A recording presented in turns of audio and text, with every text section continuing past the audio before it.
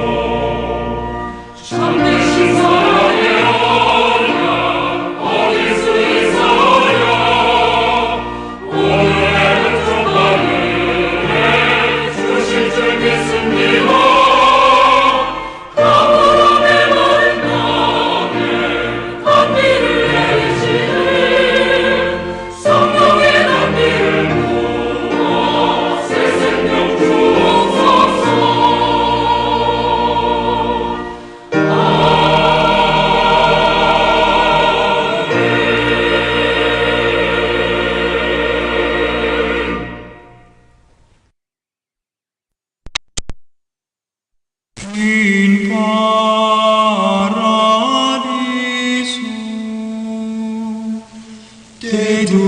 dedicante angeli in tuo adventus suscipiante materes et perducante in civitatem sanctam Hierusalem in paradiso.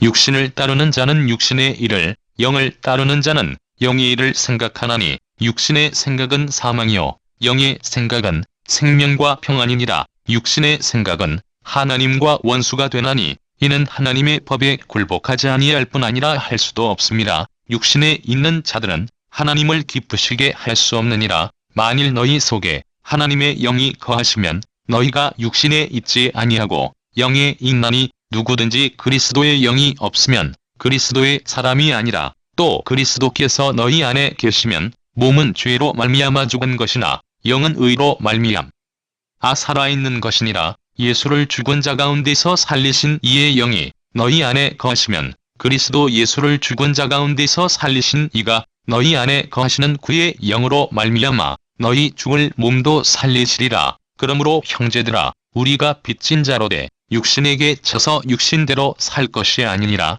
너희가 육신대로 살면 반드시 죽을 것이로되 영으로서 몸의 행실을 죽이면 살리니 무릇 하나님의 영으로 인도함을 받는 사람은 곧 하나님의 아들이라. 너희는 다시 무서워하는 종의 영을 받지 아니하고 양자의 영을 받았으므로 우리가 아빠 아버지라고 부르짖느니라. 성령이 친히 우리의 영과 더불어 우리가 하나님의 자녀인 것을 증언하시나니 자녀이면 또한 상속자 곧 하나님의 상속자요 그리스도와 함께 한 상속자니 우리가 그와 함께 영광을 받기 위하여 고난도 함께 받아야 할 것이니라.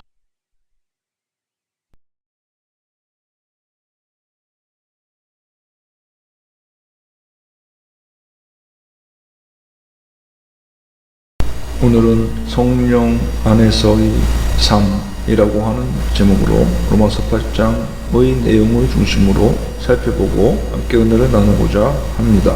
본문은 성령을 쫓아 사는 삶에 대해서 말씀하고 있는데, 성령을 쫓아 행하는 신자들의 삶은 그렇지 않은 자연인의 삶과 무엇이 다를까요? 성령을 쫓아 행하는 신자들의 삶은 그 삶이 명백히 하나님의 뜻에 순종하는 방향으로 되돌아졌다는 의미에서 다릅니다. 이제 성령을 따라 행하는 성도들은 하나님의 칭의 아래 하나님의 법에 자발적으로 순종하는 삶을 삶으로써 궁극적으로 바라시는 성화와 거룩에까지 나아가게 되는 것입니다.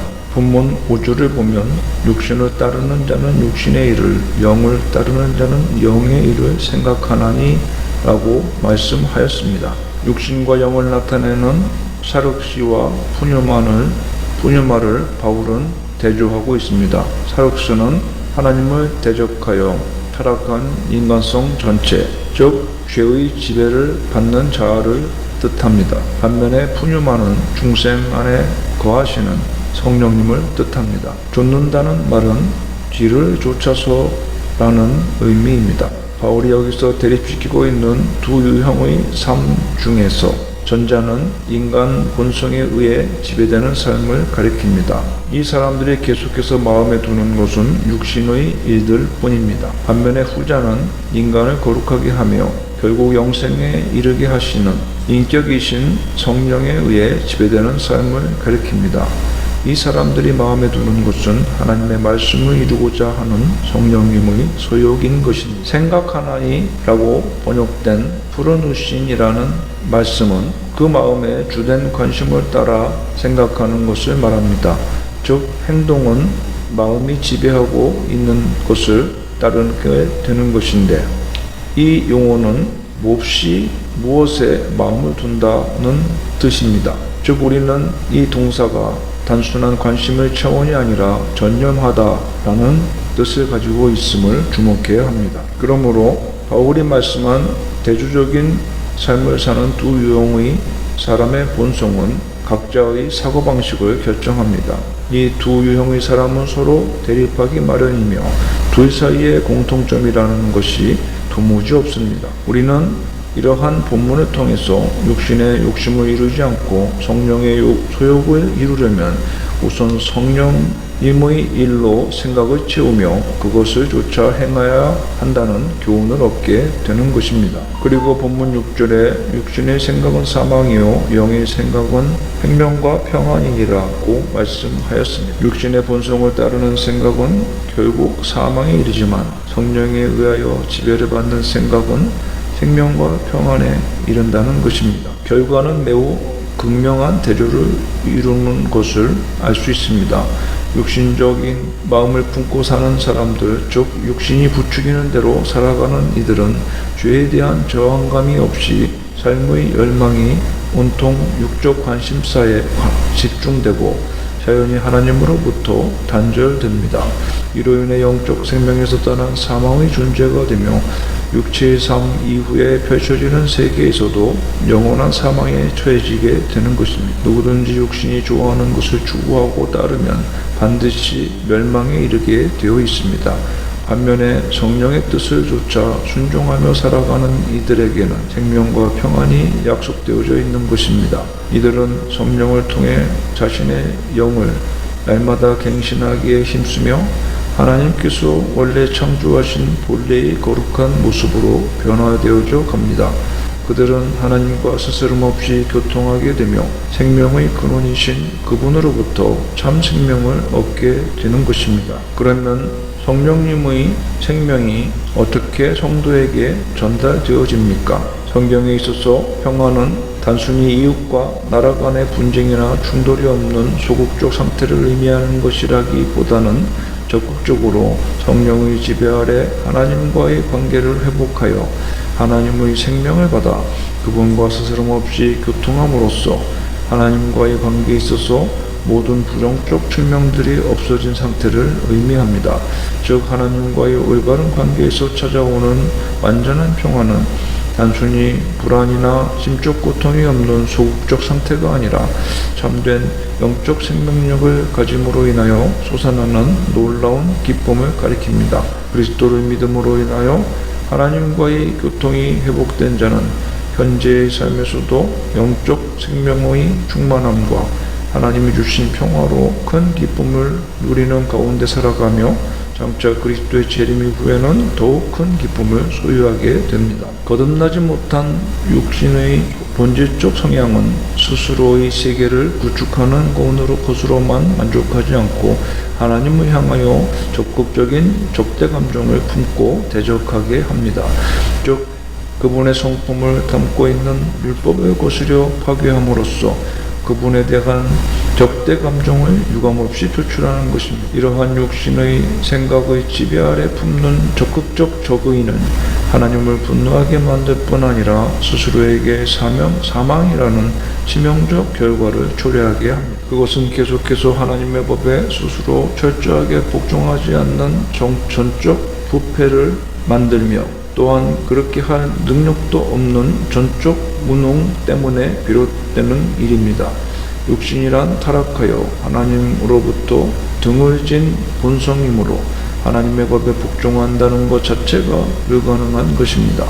하나님의 법에 굴복할 수도 없다는 것은 육신 안에 있는 사람들은 하나님의 율법에 순종할 기질이 조금도 없다는 도덕적, 심리적 불가능성 자체를 의미하는 것입니다. 그래서 본문에 육신에 있는 자들은 하나님을 기쁘시게 할 수 없느니라고 말씀합니다. 결국 성도를 중생케 하고 성화시키는 성령의 도움 없이 그리고 성령님을 따르는 행함이 없이 인간은 하나님을 향하여 단 한 발자국도 나아갈 수 없는 무능력한 존재인 것입니다. 하나님을 기쁘시게 할 수 없다는 것은 하나님에게 기쁨이 되지 못한다는 의미입니다. 육신은 타락한 인간 본성의 한계를 극복하지 못하고 인간적인 생각에 이끌릴 수밖에 없는 자기중심적인 존재로서 성령에 의해 인도되는 존재와 정반대로 하나님께 기쁨이 될 수가 없습니다.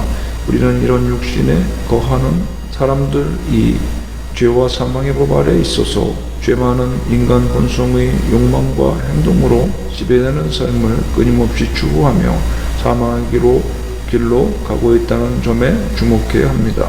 이 사람들이 추구하는 궁극적인 삶의 목적은 하나님의 영광이 아니라 하나님을 떠난 자신의 영광인 것입니다. 그러므로 바울은 그리스도인은 내주하시는 성령과 긴밀한 관계 속에서 그 영을 따라 살아야 한다는 것을 말씀합니다. 특별히 성령의 내주가 진정한 신자임을 보여주는 증거가 된다는 사실을 말씀하며 이들은 육신에 있지 아니하고 그 성령 안에 있는 존재라는 사실을 지적합니다. 사람의 내면에는 죄가 거할 수도 있습니다. 하나님의 영 곧 성령께서 거하실 수도 있습니다. 모든 사람의 몸은 이 둘 가운데 하나의 거처인데 성경은 성도인 우리의 몸이 성령의 거처임을 강조합니다. 이것은 우리가 예수를 믿을 때에 일어나는 본질적 변화입니다. 육신 안에 있지 아니하고 영 안에 있으며 성령과 밀접하게 교통하게 됩니다. 따라서 하나님의 뜻을 분별하며 진리 가운데서 행하게 됩니다.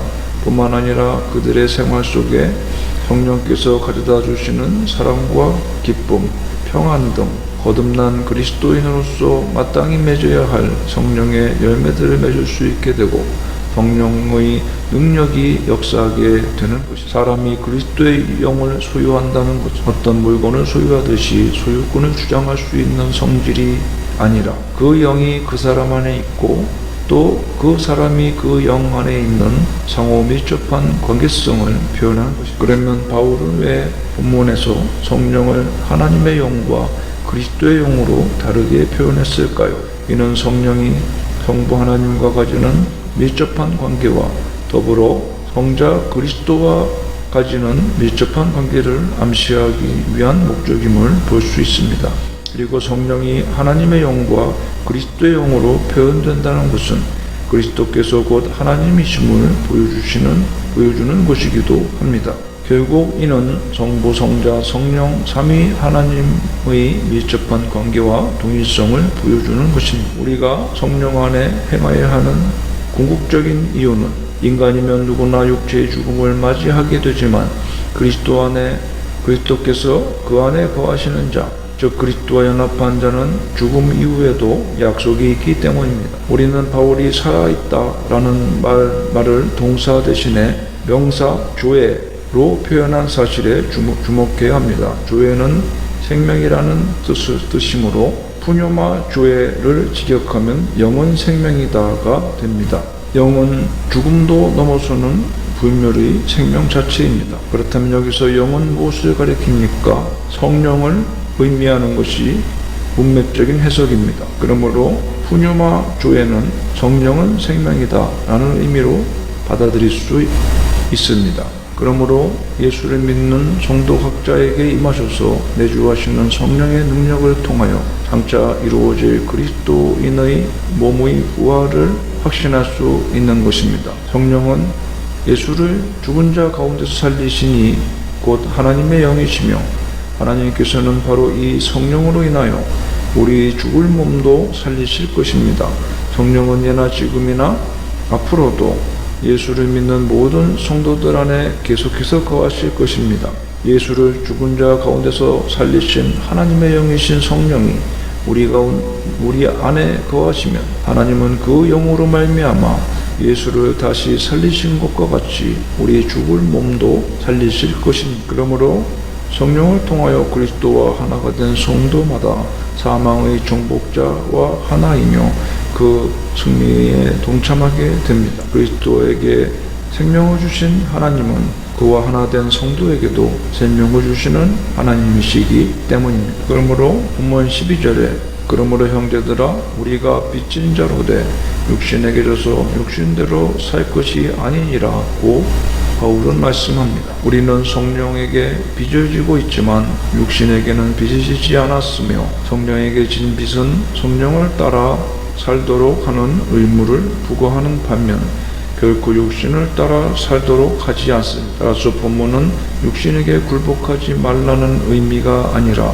육신에게는 빚을 지지 아니하였다라는 의미이며 그 안에는 곧 또 육신을 따라 살 의무가 없다는 자연스러운 결론이 들어가 있습니다. 그럼에도 불구하고 영적으로 무지하고 어리석은 자들은 그들이 마치 육신을 따라 살 의무가 있는 것처럼 육신을 따라 살아갑니다. 이러한 유혹의 시험에 성도들도 빠지게 될 것을 예측이라도 하듯 바울은 너희가 육신대로 살면 반드시 죽을 것이라는 엄중한 경고를 주고 있는 것입니다.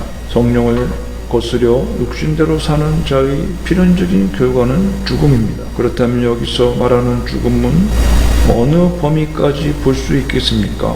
영적 죽음, 육체적 죽음에 그치지 않고 하나님으로부터 영원한 분리를 의미하는 궁극적 죽음까지 포괄하는 것입니다. 즉 이 죽음은 영적 존재론적으로 하나님께로부터 분리되는 것을 가리킨다고 볼 수 있겠습니다. 몸의 행실을 죽이면 반드시 살리니 라고 말씀하고 있으므로 이것은 인간의 의지가 아닌 성령의 의지로만 죽게 할 수 있으므로 성령의 충만함을 위해서 우리는 계속 기도해야 합니다. 아무도 자신의 육체의 틈을 주어서는 안 됩니다. 그것은 틈만 있으면 우리 성도를 죄악으로 이끌어가기 때문에 성령의 충만이 있어야만 이것을 효과적으로 차단할 수 있습니다. 우리의 옛 자아는 분명히 그리스도와 함께 십자가에 못 박혔음에도 육체의 소욕은 끊임없이 우리를 괴롭힙니다. 성도가 이 세상을 살아가면서 피할 수도 없고 피해서도 안 돼 가장 힘든 싸움이 바로 이것입니다. 하나님의 영으로 인도함을 받는 사람은 곧 하나님의 아들이라고 말씀하였으니 인도함을 받는다는 것은 항상 이끌림을 받는다라는 의미입니다. 하나님의 영인 성령에 이끌리며 산다는 것은 그 영에 기꺼이 복종하며 그 영이 이끄는 대로 어디든지 따른다는 것을 의미합니다. 이런 태도는 인격이신 성령을 근심하지 않게 하는 일이며 하나님께로 나아가는 자의 마땅한 삶입니다. 이들은 인간 본성의 감정에서 나오는 미움, 증오, 탐심, 속임, 원한, 음란, 거짓, 위선 등의 욕망에 끌리지 않으며 그를 인도하는 성령의 자기 의지를 전적으로 내어줌으로써 성령의 아름다운 열매들을 맺게 되어지는 것입니다. 반면에 인간의 기질, 인간성에 의거하여 살아가는 사람은 종의 영의 지배를 받는 것인데, 인간 전체를 죄와 공포에 종노릇하게 만드는 폭군이 바로 종의 영입니다. 인간으로 하여금 율법에 얽매여 살게 하며 인간이 저급한 본성의 종으로 살게 만든, 그러나 성령의 인도함을 받는 자들은 이러한 영에서 해방되어 양자의 영을 받게 되어지는 것입니다. 성도된 우리는 모두 이미 양자의 영으로서 성령을 받았습니다.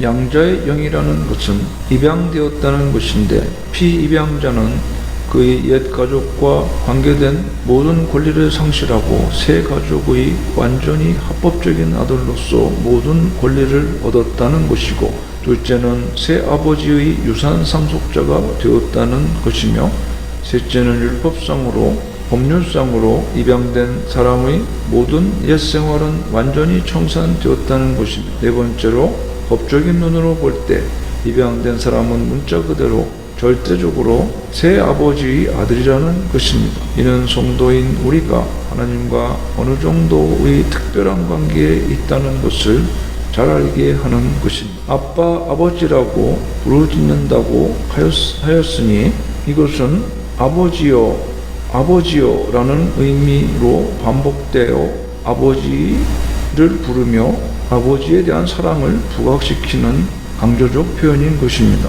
그냥 부르는 것이 아니라 아버지, 아버지요 라고 부르짖는다는 의미입니다. 도움과 보호와 도움의 필요로 하는 상황에서 심정으로 간절히 부르짖는 것임을 알 수 있습니다. 이렇게 할 수 있는 것은 하나님에 대한 진한 부성애와 신뢰를 느끼고 있기 때문인 것입니다. 또한 이러한 부르짖음은 예수님께서 성부 하나님을 부를 때 사용한 호칭과 똑같은 것입니다. 이러한 사실은 양자의 영을 받은 자들이 하나님에 대한 그 신분과 자격면에서 예수 그리스도와 대등해졌음을 증명하는 것입니다. 이는 죽을 수밖에 없는 죄인이었던 자로서 도저히 상상할 수 없는 큰 축복임에 틀림없습니다. 예수 그리스도가 받은 유업은 하나님 아버지와 함께 받는 영광이며, 또한 성부 하나님 자신이 그 영광이기도 합니다. 마찬가지로 성령에 의해 그리스도의 대속적 행위에 의해 그와 연합되어 하나님의 양자로 입양된 자녀들이 받을 유업도 그리스도께서 받으신 것과 동일한 것입니다. 이들에게 유업은 하나님 자신입니다. 하나님 자신은 또한 그리스도인이 영원히 머물게 된 영원한 하나님 나라 자체이기도 합니다.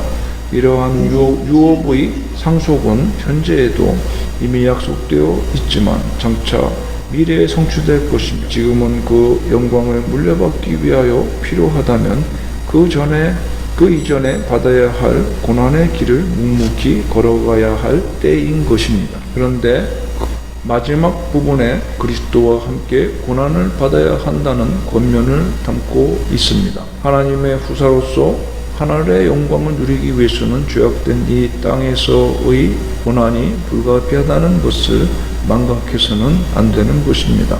특히 바울은 로마 교회의 앞날이 고난으로 점철될 것을 알고 이러한 권면을 하였을 것입니다. 바울은 자신 스스로 지금까지 온갖 고난을 극복하며 하나님의 자녀로서의 삶을 살아왔기 때문에 로마 교회 성도들에게도 자신 있게 이러한 권면을 할 수 있는 것입니다. 빌립보서 1장 29절에는 그리스도를 위하여 너희에게 은혜를 주신 것은 다만 그를 믿을 뿐 아니라 또한 그를 위하여 고난도 받게 하심이라고 말씀하고 있습니다. 여러분, 그러므로 우리는 늘 하나님을 찬미합시다. 우리를 정죄치 않으시는 하나님의 은혜를 생각하며 할 수 있는 대로 죄를 멀리하는 생활을 합시다. 그러므로 우리는 하나님의 은혜를 입은 자로서 거룩한 생활에 힘쓰므로 하나님의 은혜에 합당하게 응답하는 신실한 성도들이 되기에 힘써야 되겠습니다. 우리는 신앙적 약점을 지니고 있거나 또는 원치 않게 죄를 범하였을지라도 낙심하지 말아야 합니다. 사탄은 너는 더 이상 하나님의 자녀가 될 수 없다 라고 끊임없이 우리를 괴롭히며 하나님께 참소해도 사단의 그 말을 믿지 마시기 바랍니다. 절망하지도 마시기를 바랍니다. 하나님께서 우리를 의롭게 보시고 결코 정죄하지 않으시는데 우리가 사단의 참소로 인해 낙심하거나 절망해서야 되겠습니까? 따라서 우리는 사단이 아무리 정죄하려 해도 그렇다, 나는 부족하고 흠이 많은 존재다, 그래도 하나님은 나를 정죄치 않고 자녀로 인정하고 사랑하신다라고 외쳐야 하겠습니다. 이것이 바로 하나님의 은혜를 믿는 성도가 사단에게 대해 취할 자세인 것입니다. 바울은 누가 능히 택하신 자들을 송사하리요, 의롭다 하신 이는 하나님이시니 누가 정죄하리요? 라고 외쳤습니다. 그러므로 성도 여러분, 우리도 이렇게 외칠 수 있는 신앙의 기계를 지녀야 되겠습니다. 여러분의 자녀가 여러분 보기에 잘못된 길로 간다고 해서 그를 버리겠습니까? 결코 그렇지 않습니다. 참된 부모는 어떤 경우에도 자기 자녀를 버리지 않습니다. 다만 자녀가 그릇되게 행하면 징계할 뿐입니다. 하나님 아버지도 마찬가지입니다. 하나님 아버지께서는 우리를 정죄하여 멸망하도록 버리시지는 않지만 우리가 그릇된 길로 가면 사랑의 징계를 내리십니다. 경제적으로 어렵게 만드시거나 또는 질병을 내리시거나 어떤 일을 실패하도록 하십니다. 그래서 자기의 잘못을 깨닫고 회개하도록 이끄시는 것입니다. 또한 죄를 멀리하고 그리스도 안에서 하나님께 순종하고 충성하는 자로 만드시는 것입니다. 그러므로 우리는 징계를 받는 중에도 소망을 지녀야 합니다. 이 징계가 끝나면 나는 더욱더 하나님의 사랑을 받는 자녀가 된다는 사실을 믿고 징계를 감사하고 인내로써 극복해야 할 것입니다. 성도 여러분, 우리가 하나님을 예배하고 기도하게 되고 찬송하게 되며 그리스도의 사랑 계명을 실천할 수 있게 된 것, 우리의 힘 때문이 아닙니다. 생명의 성령의 법과 그 원리 때문인 것. 그러므로 늘 그리스도의 구속의 은혜를 의지하고 성령 충만을 간구하는 성도들 되시기 바랍니다. 그리하면 성령께서 그리스도 안에 있는 생명과 은혜를 우리 성도들에게 더욱 풍성하게 베풀어 주실 것입니다. 그래서 우리는 더욱더 하나님을 사랑하는 성도가 되고 그리스도께서 주신 구속의 자유를 마음껏 누리는 성도가 될 것입니다. 예수 그리스도를 믿는 성도는 율법의 행위와 관계없이 하나님의 의로운 자녀인 것입니다. 그러므로 그리스도의 은혜를 배제한 채 우리 스스로 의롭게 되어 하나님께 인정받으려는 노력은 모두 다 포기해야 합니다. 오직 하나님이 그리스도를 통해 이루어 놓으신 구원의 방법을 믿고 순종해야만 그것이 영을 쫓아 행하는 길이요 율법의 요구를 이루는 것이라는 사실을 잊지 말아야 되겠습니다. 우리는 늘 하나님의 사랑과 은혜를 재확인해야 합니다. 마음의 정죄감과 세상의 근심 걱정에 시달릴 때마다 그리스도의 복음 진리를 다시 생각하고 확인하는 성도가 되어야 되겠습니다. 그래서 그 마음에 늘 영생의 기쁨과 하나님과 화목한 자로서의 평안을 누리는 성도들이 되시기를 바랍니다. 그러므로 우리는 우리의 심령 속에 그리스도의 영이 계신지 안 계신지를 늘 확인해 봐야 합니다. 우리의 속에 그리스도의 영이 있습니까? 그리스도의 영이 나를 지배하고 명령하고 의의 길로 인도해 주십니까? 또 그리스도의 영이 나로 하여금 하나님을 송케하고 하나님이 베풀어 십자가 구원의 진리를 깨닫게 만드십니까? 또 나로 하여금 죄와 불의를 미워하고 오직 하나님의 의와 진리와 선을 사모하고 행하도록 하십니까? 그렇다면 우리는 진정한 그리스도인이요 하나님의 자녀입니다. 기독교는 지식을 무시하지 않지만 그렇다고 지식의 종교는 아닙니다. 기독교는 근본적으로 성령을 통해 하나님과 교제하는 산체험의 종교인 것입니다. 성령 우리 모두는 자기 안에 성령께서 내주하셔서 자신을 온전히 주장하고 있는지 살펴보아야 할 것입니다. 성령은 우리의 기도를 도우시는 일을 통해 우리가 하나님의 자녀임을 증거하십니다. 우리는 죄악이 넘치는 세상 속에서 하나님 아버지께 기도한다는 것 자체가 매우 어려울 때가 있습니다. 그러나 성령께서는 우리에게 기도할 수 있는 힘을 주시고 용기를 주시고 믿음을 주십니다. 그리고 기도할 때 함께 탄식하며 함께 간구해 주십니다. 이런 사실은 기도하는 성도가 늘 체험하는 일입니다. 또한 성령은 우리 마음속에 성령의 열매를 맺게 만드심으로 우리가 하나님의 자녀가 된 것을 증거하십니다. 마지막으로 성령은 성도에게 성령의 은사를 주심으로 성도가 하나님의 자녀라는 사실을 확신시켜 성령님의 은사가 아니라면 우리는 하나님께 대한 믿음도 지닐 수 없고 교회의 직분을 수행할 능력도 지니지 못한다는 사실을 기억하시기 바랍니다. 이렇게 성령님은 우리의 삶에서 매우 중요한 역할을 하십니다. 성령의 도움이 없었다면 우리는 하나님의 자녀가 되었다는 사실을 온전히 믿지 못할 것입니다. 그러므로 우리는 성령님이 이끄시는 대로 순종하고 내 마음속에서 지시하시는 성령님의 음성에 복종하는 생활을 해야만 합니다.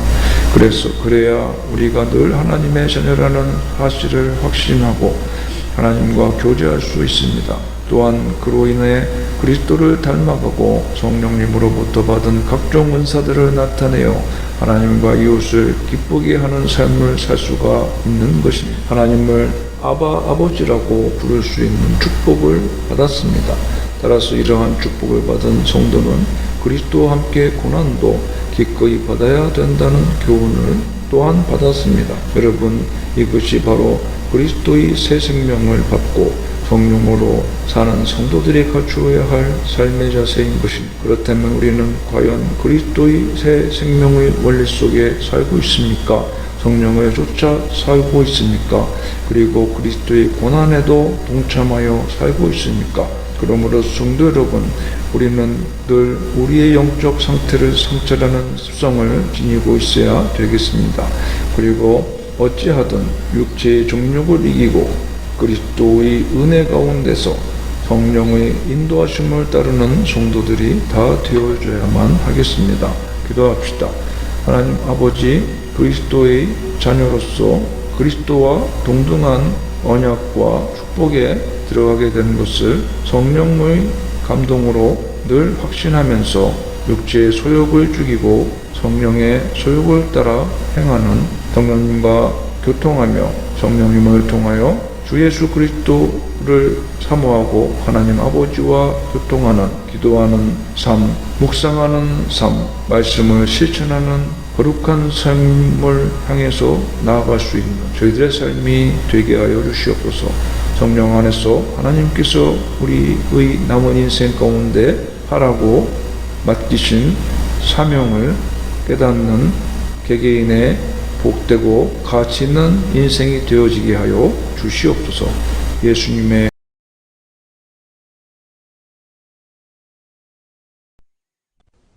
184장 불길 같은 주 성령.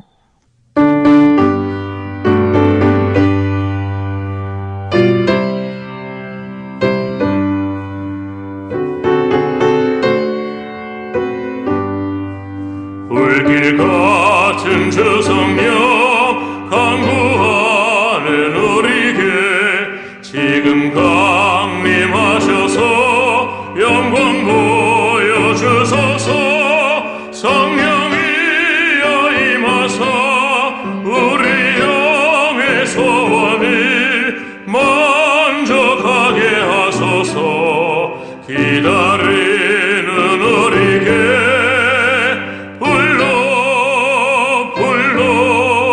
충만하게 하소서. 주의 제단 보리에